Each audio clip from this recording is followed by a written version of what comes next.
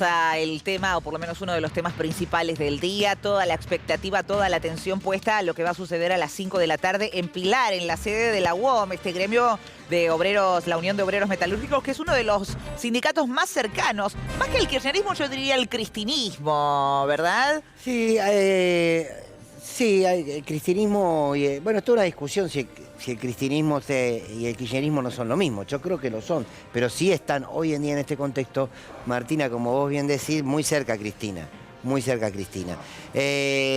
A ver, lo concreto es increíble, ¿no, Martina, cómo después de que la oposición durante años, la oposición política y la oposición mediática la daba por terminada a Cristina Kirchner, ¿cuántas veces habrás escuchado él? Fin del kirchnerismo. No vuelven más. No vuelven más, el fin de Cristina, en la debacle de su carrera política. Muy democrático el no vuelven más. Sí, bueno, y cada vez que habla se detiene el país. Se detienen todos, ¿eh? ¿Cuál? Se detienen todos. Por varios motivos. Primero, por la magnitud de la figura de Cristina Kirchner, pero además, porque yo siempre digo que Cristina tiene una característica como dirigente política que es hacer de la política un lugar incómodo. ¿Incómodo en qué sentido? Incómodo para aquellos y para aquellas que quieren aferrarse a la idea de que la política es una clase a la que algunos pueden pertenecer, o que la política es un trabajo. Cristina cada vez que habla incomoda, incomoda a propios y acomoda a extraños. ¿Por qué? Porque levanta la vara. ¿Por qué? Porque amplía los márgenes de discusión, porque tiene miradas que la mayoría de los dirigentes, hombres y mujeres de la política, no tienen. Entonces va poniendo las reglas para pensar la política y para pensarla no solamente en términos dirigencial, sino a la sociedad toda. Entonces, esto es lo que significa lo que produce uno de los liderazgos más fuertes que ha tenido nuestra historia.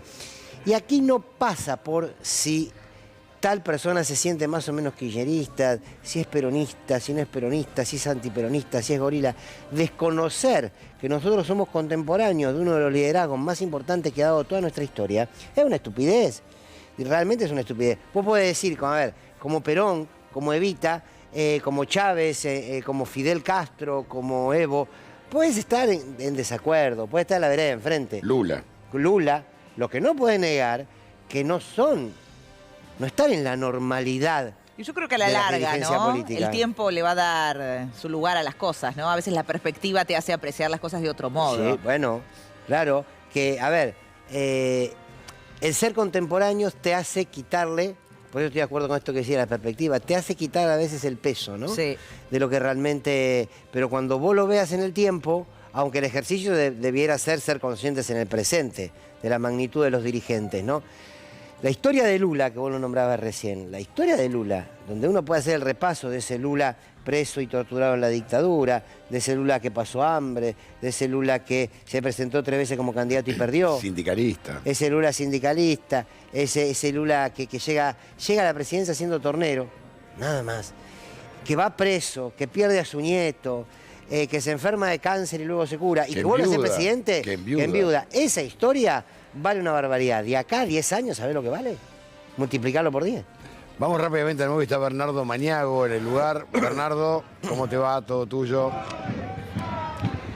Antonio, muchas gracias. Bueno, continúan llegando los manifestantes para sumarse al acto del plenario de la UOM, en realidad, en el que va a hablar la vicepresidenta Cristina Kirchner en un rato más. Faltan 3 horas todavía, va a ser a las 5 de la tarde y se va a transmitir a través de las redes sociales. Bueno, el playón es enorme, son prácticamente 500 metros por 500 metros repletos de micros que han ido trayendo a los congresales para participar de este plenario de la UOM. Bueno, los funcionarios invitados a participar del acto todavía no empezaron a llegar, lo van a hacer por otra entrada. Vamos a recordar también que el microestadio municipal de Pilar está cerrado a los periodistas, no se va a permitir el acceso de medios de comunicación, sí cronistas independientemente, pero sin cámara, sin posibilidad de registrar lo que vaya ocurriendo allí adentro. Y por supuesto, la gran expectativa puesta en el discurso de Cristina Fernández de Kirchner, que hemos ido repasando desde el comienzo, y bueno, que seguramente va a abarcar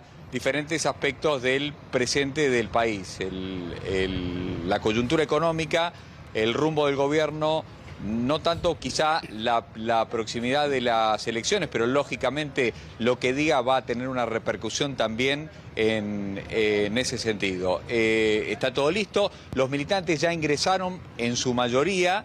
Sin embargo, como decíamos, siguen llegando micros, pero ya en su mayoría están dentro del estadio y seguramente la transmisión oficial lo va a registrar así ya dentro en breve nada más.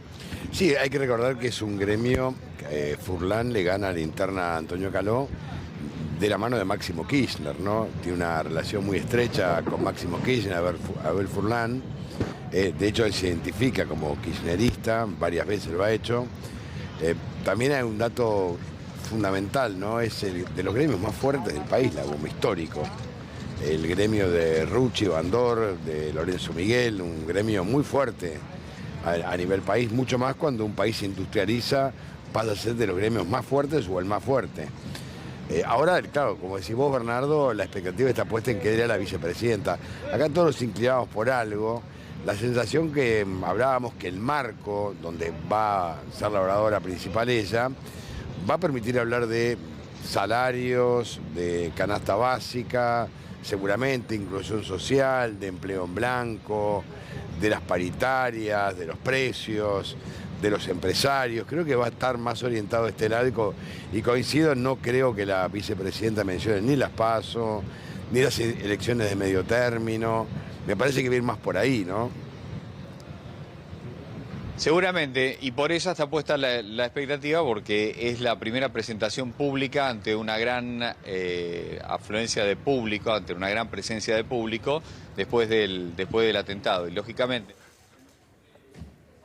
A ver, hace unas semanas atrás, Máximo Kirchner dijo en una entrevista que muy probablemente Cristina Kirchner no sea candidata a presidente el año próximo. Entonces, en ese sentido tampoco hay que esperar un pronunciamiento político electoral demasiado fuerte, como ustedes decían, pero sí un posicionamiento en cuanto a su análisis como líder de un espacio político del momento económico y de la realidad del país, que va a tener consecuencias, sobre todo porque está previsto también hoy por la tarde, está previsto un discurso del presidente Alberto Fernández, ¿no? Entonces hay que, seguramente en ese sentido va a generar muchísima repercusión. Son las 2 de la tarde, recién están ingresando, como decíamos, los manifestantes, están terminando de entrar los manifestantes al estadio, falta un buen rato todavía para que llegue la vicepresidente. Hasta ahora, la verdad, está transcurriendo todo con una normalidad absoluta, una normalidad total. Sí hemos visto